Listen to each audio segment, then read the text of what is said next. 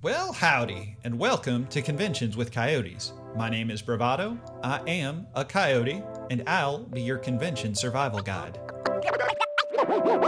There are certain rites of passage that come with entering the world of furry. Things like creating a character and setting up a new animal person profile on social media, commissioning art, getting a fursuit, or attending conventions can all feel somewhat obligatory as we pursue the true furry experience.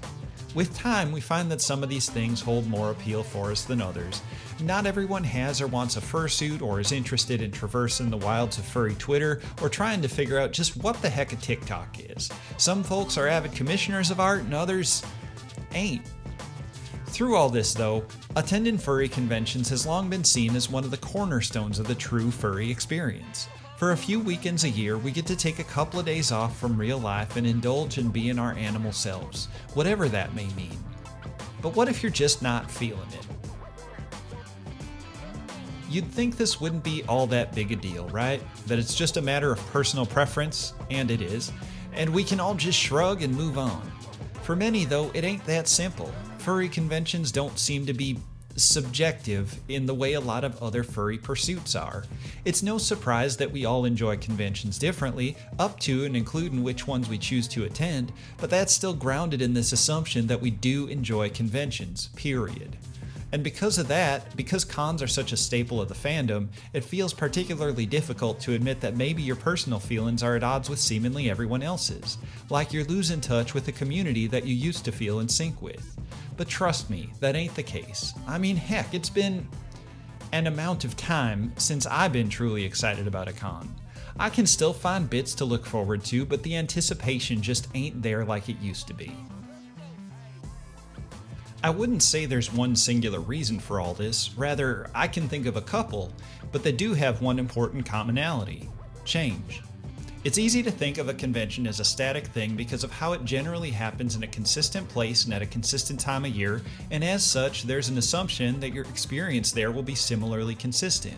But cons are living things that are constantly in a state of change. Attendance numbers grow, staff comes and goes, programming evolves to follow current trends, and so on and so forth. All of this means that you'll never have the same experience twice, for better or worse, so banking on that is going to lead to disappointment. At the same time, you as a person are also continuing to change and grow, and that means that your preferences now may not be the same as they were a year ago. And that's great. You're not obligated to continue to enjoy something just because you did in the past. Oftentimes, cons function as a convenient way for us to better identify what parts of the fandom we really value and want more of, and as that happens, it's natural to want to find ways to isolate those experiences and cut out the noise around them. And honestly, sometimes we're just plain tired. Cons can be a lot of work, not to mention a lot of money, and if you don't feel like you're getting a good return on investment, that can sour you on the whole experience pretty easily. But that's okay, I promise. If y'all find yourselves in this predicament, it doesn't mean that the only solution is to just give up on cons altogether forever. Taking a break is okay, of course. Forcing yourself to do something you don't want to do just because it's what you've always done in the past ain't gonna help anything. While you're doing that, though, think about the parts of cons you really enjoy and consider whether there are ways to pull those out and turn them into something more. For example, if that's spending time with friends, consider setting a few days aside to visit or gather somewhere. Think of it like planning your own mini convention, except with only your favorite parts. If that sounds like a lot, it can be, but it gives you more control over what your experience will be and also can be a welcome change of pace from the standard convention rush. On that note, maybe the solution is as simple as changing up the things you do at a convention or trying a different con altogether, whether it's furry or not. In any case, you're putting yourself in a situation where you'll have less of an idea what to expect, which means less opportunity to be disappointed if things don't pan out the way you envisioned. What this all comes back to is change is inevitable, and not always positive for everyone involved.